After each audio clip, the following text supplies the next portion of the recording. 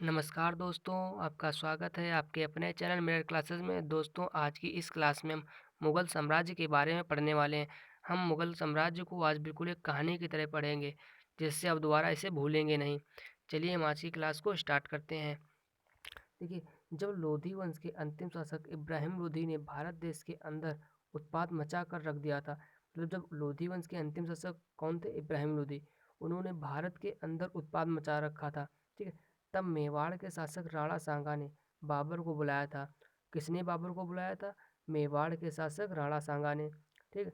अफगानिस्तान से, और बाबर ने आकर कहाँ से बुलाया था? जो मेवाड़ के शासक राणा सांगा थे, उन्होंने बाबर को अफगानिस्तान से भारत बुलाया था। और बाबर ने आकर इब्राहिम लोदी को पानीपत के प्रथम युद्ध में हरा दिया। जो इब्राहिम लोदी को पानीपत के प्रथम युद्ध में हराया था, वो किसने हराया था? बाबर ने। ठीक है। फिर यहीं से मुगल साम्राज्य की स्थापना शुरू होती है। ठीक है। तो बाबर का जो बाबर थे, बाबर का जन्म फरगना घाटी में हुआ था। कहाँ हुआ था? फरगना घाटी में। बाबर का जन्म फरगना घाटी के अंदीजान नामक शहर में हुआ था। कहाँ? अंदीजान नामक शहर में हुआ था। ठीक है। अंदीजान नामक शहर में। तो कहाँ हुआ था? अंदीजान नामक शहर में। ठीक है। और में हुआ था, जो अब उज्बेकिस्तान में है। कहाँ है? उज्बेकिस्तान में। अब अंदीजान शहर जो है उज्बेकिस्तान में है। बाबर के पिता का नाम उमर शेख मिर्जा था। तो उनके पिता का नाम क्या था? उमर शेख मिर्जा। बाबर के पिता का नाम उमर शेख मिर्जा था। बाबर द्वारा लड़े गए प्रमुख युद्ध, जो बाबर द्वारा युद्ध लड़े गए वो कौन कौन से? ये देखिए, जो बाबर द्वारा पहला युद्ध लड़ा गया वो पानीपत का प्रथम युद्ध। पानीपत का प्रथम युद्ध 21 अप्रैल 1526 ईस्वी को हुआ। कब हुआ? 21 अप्रैल 1526 ईस्वी को। किस किसके बीच हुआ? इब्राहिम लोधी एवं बाबर। फिर उसके बाद खानवा का युद्ध हुआ। खानवा का युद्ध कब हुआ? 17 मार्च 1527 ईस्वी। कब? 17 मार्च 1527 ईस्वी को। किसके मध्य हुआ? राणा सांगा एवं बाबर। फिर चंदेरी का युद्ध हुआ। चंदेरी का युद्ध हुआ 29 जनवरी 1528 ईस्वी को। कब? 29 जनवरी 1528 ईस्वी को। मेदनी राय एवं बाबर के मध्य। किसके? मेदनी राय एवं बाबर। फिर उसके बाद में इनका जो चौथा युद्ध लड़ा वो घाघरा का युद्ध। तो घाघरा का युद्ध जो लड़ा वो 6 मई 1529 को। कब? 6 मई 1529 को। अफगानों एवं बाबर के मध्य। किसके? अफगानों एवं बाबर के मध्य। तो इसकी एक ट्रिक भी है। वो ट्रिक ये है, इनको जो इसके याद करने के तरीके हैं, वो इसकी ट्रिक है कि पानी पीकर खाना खाया। क्या? पानी पीकर खाना खाया, चंदेरी का घाघरा पहना। तो पानी पीकर से पानीपत का प्रथम युद्ध। ठीक है। पानी पीकर खाना खाया, खाना खाया, खा से खानवा का हो गया। और चंदेरी का घाघरा पहना, चंदेरी से चंदेरी, और घाघरा से घाघरा का युद्ध बन गया। ठीक है। अब इस तरीके से इनका जो क्रम है, ठीक है, इनके युद्धों का क्रम वो याद रख सकते हैं। ठीक है। तो खानवा के युद्ध के बाद दरबार को, जो खानवा के युद्ध के बाद बाबर को गाजी की उपाधि दी गई। किस युद्ध के बाद? खानवा के युद्ध के बाद बाबर को गाजी की उपाधि दी गई। किसकी? गाजी की। तो इसे नोट करना, गाजी की उपाधि दी गई। बाबर ने अपनी आत्मकथा बाबरनामा की रचना की।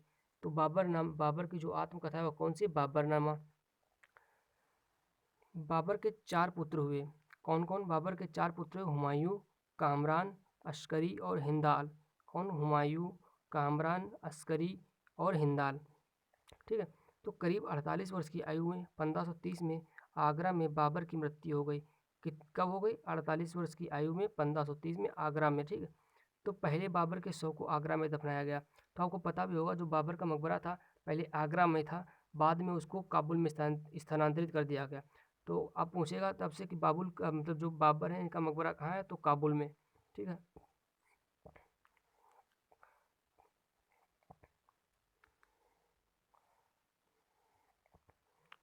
हुमायूं। फिर इसके आते हैं हुमायूं। हुमायूं तो 1530 में पिता की मृत्यु के बाद 23 साल की उम्र में। कब? 1530 में पिता की मृत्यु के बाद 23 साल की उम्र में हुमायूं राजगद्दी पर बैठा। कब? 1530 में। ठीक है। हुमायूं का विवाह हमीदा बानो बेगम से हुआ। किसके साथ?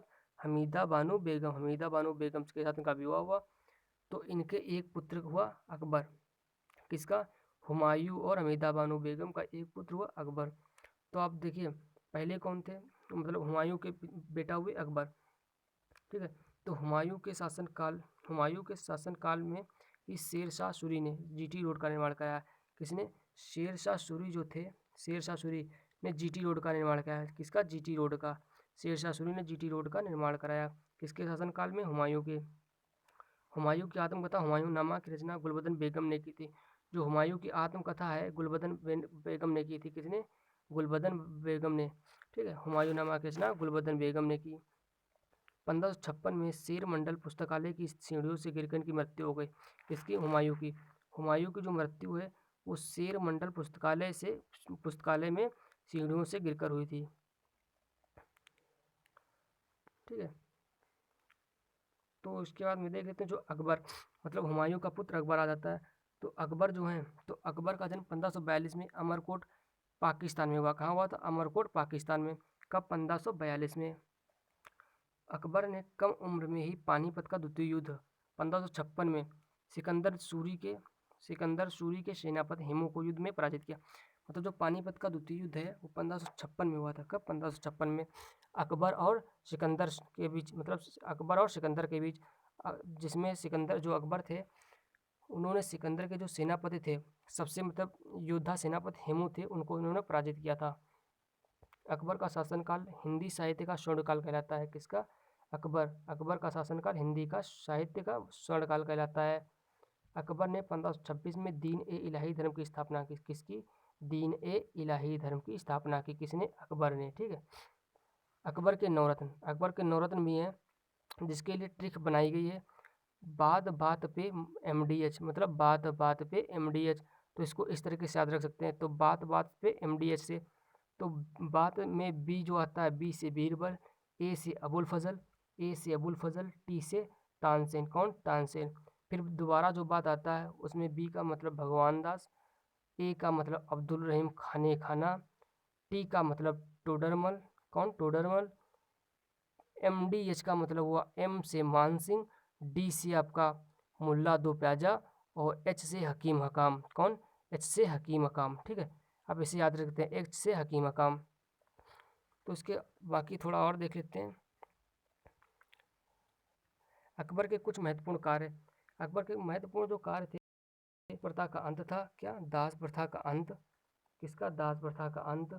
तीर्थ यात्रा कर समाप्त, जो तीर्थ यात्रा कर था उसको समाप्त किया। जजिया कर समाप्त किया। क्या? जजिया कर समाप्त किया। जजिया कर। दीन ए इलाही की स्थापना। इलाही संवत की शुरुआत, मतलब इलाही संवत की शुरुआत की। दास प्रथा का अंत किया। तीर्थ यात्रा जो कर था उसे समाप्त किया। जजिया कर समाप्त किया। दीन ए इलाही की स्थापना की। इतने काम किए थे अकबर ने।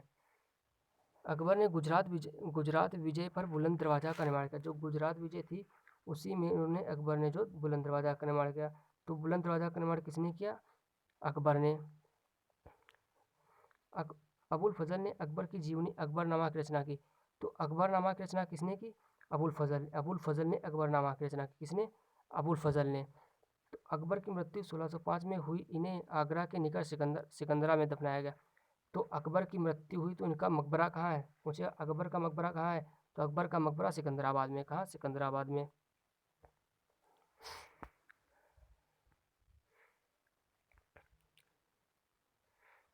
इसके बाद जहांगीर आ जाते हैं। जहांगीर किसके पुत्र हैं? अकबर के पुत्र जहांगीर।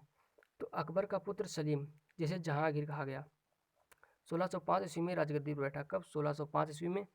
अकबर की मृत्यु के बाद उसका पुत्र जहांगीर राजगद्दी पर बैठा, और जहांगीर का ही नाम सलीम था। जहांगीर के शासनकाल में 4 यूरोपीय यात्री भारत आए। तो जहांगीर के शासनकाल में 4 भारतीय यूरोपी, मतलब 4 यूरोपी भारत आए। वो कौन कौन से थे? विलियम, मतलब हॉकिंस, ठीक है, Hawkins, William Finch, sir Thomas Roe, Edward Terry. कौन? आपके थे Hawkins, William Finch, sir Thomas Roe, Edward Terry. ठीक है, ये भारत आए थे 4 यूरोपीय यात्री। किसके शासनकाल में? जहांगीर के शासनकाल में। जहांगीर का विवाह मेहरुन्निसा नूरजहां से हुआ। किससे हुआ?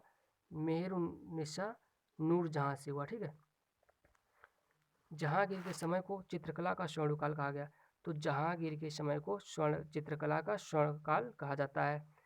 जहांगीर के प्रमुख चित्रकार अबुल हसन थे। तो जहांगीर के प्रमुख चित्रकार कौन थे? अबुल हसन थे। ठीक है।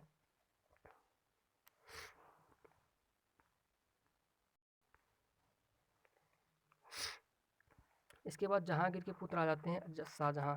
कौन? जहांगीर के पुत्र शाहजहां। तो जहांगीर के बाद सिंहासन पर शाहजहां बैठा। शाहजहां की बेगम का नाम अर्जुमंद बानो मुमताज था। तो शाहजहां की बेगम का क्या नाम था? अर्जुमंद बानो या मुमताज। मुमताज, ठीक है। शाहजहां के शासनकाल को स्थापत्य कला का स्वर्णयुग कहा गया। किसके? शाहजहां के शासनकाल को स्थापत्य कला का स्वर्णयुग कहा गया। शाहजहां द्वारा बनाई गई प्रमुख इमारतें। तो शाहजहां द्वारा कौन कौन सी प्रमुख इमारतें बनाई गई वो भी देख लेते हैं। दिल्ली का लाल किला। दिल्ली का लाल किला किसने बनवाया? दिल्ली का लाल किला आपके शाहजहां ने बनवाया। ताजमहल का निर्माण किया। म्यूर सिंहासन का निर्माण किया, शाहजहां ने करवाया। दिल्ली की जामा मस्जिद का निर्माण किसका? दिल्ली की जामा मस्जिद का निर्माण। दिल्ली का लाल किला, ताजमहल, मयूर सिंहासन, इनका निर्माण किसने कराया? शाहजहां ने। आपके किसने? शाहजहां ने। तो ताजमहल में जो मुख्य कलाकार थे वो कलाकार थे अहमद लाहौरी। कौन? अहमद लाहौरी। कभी कभी पूछ लेता है एग्जामिनर कि ताजमहल का निर्माण में मुख्य कलाकार कौन था? तो अहमद लाहौरी थे। म्यूर सिंहासन जो थे उसमें बादल खां थे। कौन? बादल खां। उत्तराधिकारी बनने के लिए दारा शिकोह और औरंगजेब के बीच धर्मट का युद्ध हुआ। कहा तो मतलब दारा शिकोह और औरंगजेब के बीच कहाँ का युद्ध हुआ? दारा शिकोह और औरंगजेब के बीच धर्मट का युद्ध हुआ। कहाँ का? धर्मट का युद्ध। औरंगजेब ने शाहजहां को बंदी बना लिया। किसने? औरंगजेब ने शाहजहां को बंदी बना लिया और आगरा के बंदी गृह में ही 74 साल की उम्र में शाहजहां की मृत्यु हो गई। तो जो शाहजहां की जो मृत्यु हुई थी वो आगरा के बंदी गृह में हुई थी। कहाँ की? आगरा के बंदी गृह में, ठीक है।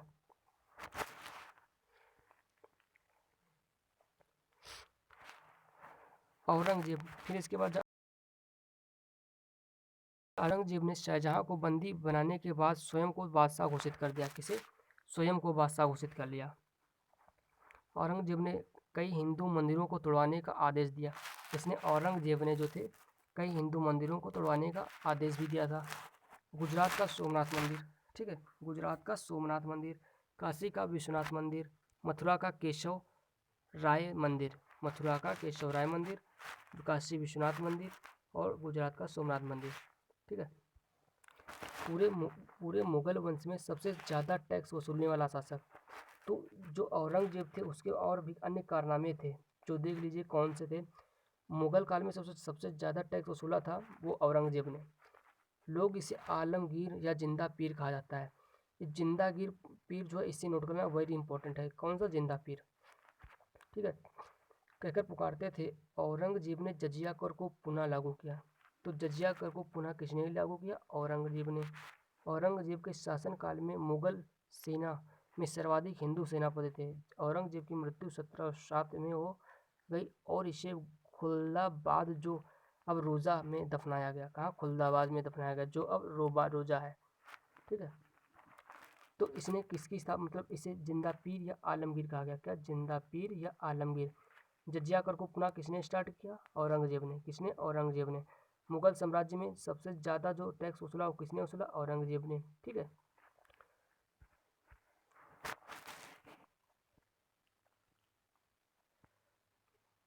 ठीक है। तो सभी मुगल सम्राट के नाम जो हैं क्रमानुसार याद रखने की जो ट्रिक है वो हमारे द्वारा जो ट्रिक बनाई गई है वो ये बनाई गई है कि भाजी सब्जी फोर मसाब। क्या? भाजी सब्जी फोर मसाब, भाजी सब्जी फोर मसाब, भाजी सब्जी फोर मसाब। तो भाजी से बन जाता है आपका BHAJI। तो बी से बन जाता है आपका बाबर, H से हुमायूं, A से अकबर, JI से जहांगीर, ठीक है। तो बी से क्या? बाबर, H से हुमायूं, A से अकबर, JI से जहांगीर। फिर सब्जी से बन जाता है एस, सब्जी के S से बन जाता है शाहजहां, A से आपका औरंगजेब, B से बहादुर शाह। कौन? बहादुर शाह। JI से आपका जहांदार शाह, जहांदार शाह। तो 4 से आपका बन जाता है फर्रुखसियर। कौन? 4 से आपका फर्रुखसियर। M से आपका बन जाता है मोहम्मद शाह, A से अहमद शाह। फिर जो डबल A है उसमें A से आलमगीर। कौन? आलमगीर। SH से आपका बन जाता है शाह आलम द्वितीय। कौन? शाह आलम द्वितीय।